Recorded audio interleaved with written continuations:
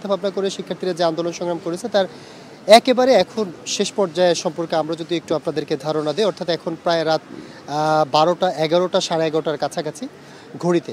এই অবস্থায় এখন এখানকার পরিবেশ হচ্ছে এখনও পরিবেশ প্রায় অনেকটাই থমথমে, কারণ আমার ঠিক পিছন দিকে আপনারা পুলিশদেরকে দেখতে পাচ্ছেন, তারা সারিবদ্ধভাবে দাঁড়িয়ে আছে। তার ঠিক পিছনে সেনাবাহিনীর কয়েকটি লেয়ার তারা সেখানে অবস্থান করছে।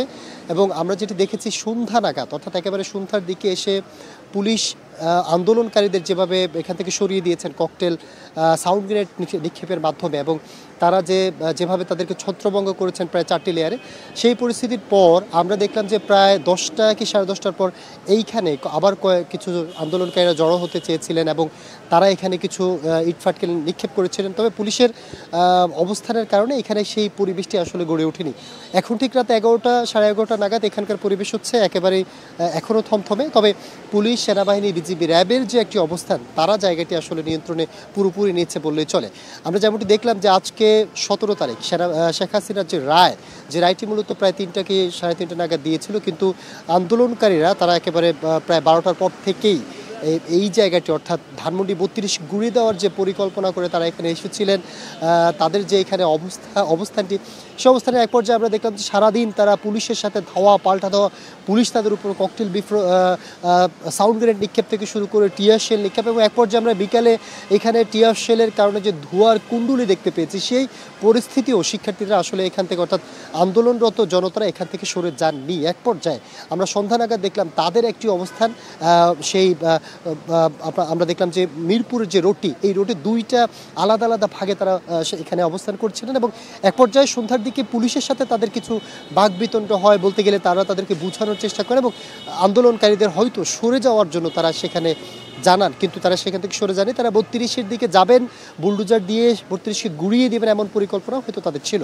শেষ পর্যন্ত আমরা যেটি দেখলাম যে ঠিক 8টা কি 8:30 নাগাদ এক পর্যায়ে পুলিশ হঠাৎ করেই তাদের উপর একটি সাউন্ড গ্রেনেড নিক্ষেপ করা শুরু করে। আন্দোলনকারীরা ছত্রভঙ্গ হয়েছে এবং ছোট্ট করে মাঝখানে একটি ঘটনা ঘটেছিল। 32-এর যে এই রাস্তাটি আপনারা দেখতে পাচ্ছেন, এটিতে মূলত ইলেকট্রিক ট্রান্সমিটার ব্লাস্ট হয়ে গিয়েছিল এবং এখানে অনেকক্ষণ একটা দীর্ঘ সময় এখানে অন্ধকারচ্ছন্ন একটা পরিবেশ ছিল।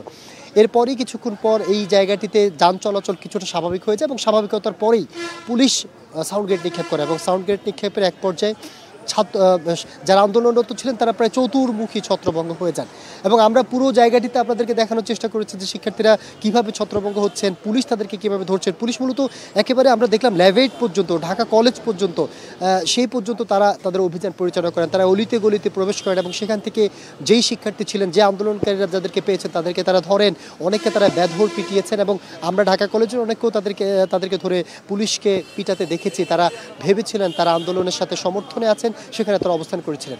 পরবর্তীতে আমরা রাতে ঠিক 10টা 10:30 নাগাদ এইখানটাতে অবস্থান করি, অর্থাৎ 32-এর যেই অবস্থানটা এই জায়গাটাতে, এবং এখানে এসে যেমনটি দেখলাম এখানে পুলিশ পুরো জায়গাটি কন্ট্রোলে নিয়ে ফেলেছেন এবং সেনাবাহিনী পুরো জায়গাটি কন্ট্রোলে নিয়ে ফেলেন। এবং মিরপুরের যে রোডটি, অর্থাৎ ধানমন্ডি এবং মিরপুরের যে রোডটি, এই রোডটি পুরোটাই যানবাহনের জন্য চলাচলমুখী হয়ে যায় এবং যানবাহন চলাচল শুরু করে।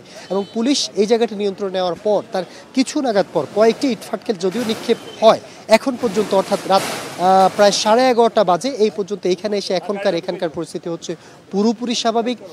এখানে কোনো ধরনের আন্দোলনকারী বা অপ্রীতিকর ঘটনা আমরা বিগত প্রায় 10টার পর থেকে, অর্থাৎ এখান থেকে সরিয়ে দেওয়া শিক্ষার্থীদের সরিয়ে দেওয়ার পর থেকে টুকটাক যে ছোট 2-1টি ঘটনা ঘটেছে, এটি ছাড়া আসলে আমরা এখন পর্যন্ত এরপর কোনো ধরনের অপ্রীতিকর ঘটনা, কোনো ধরনের দুর্ঘটনা, কোনো ধরনের হামলা দেখতে পারি। তবে ছোট্ট একটি ঘটনা ঘটেছে, এখানে সাংবাদিক পরিচয় একজনকে যার কার্ড ছিল এবং তাকে পুলিশ ধরেছে, তিনি ইটফাটকেল নিক্ষেপ করেছিলেন এমনটাই জানিয়েছিলেন, এবং তিনি সাংবাদিক পরিচয় এইখানে অবস্থান করছিলেন। পরে তাকে অবশ্য পুলিশ কিছুটা লাঠিপেটা করে তাকে ছেড়ে দেন।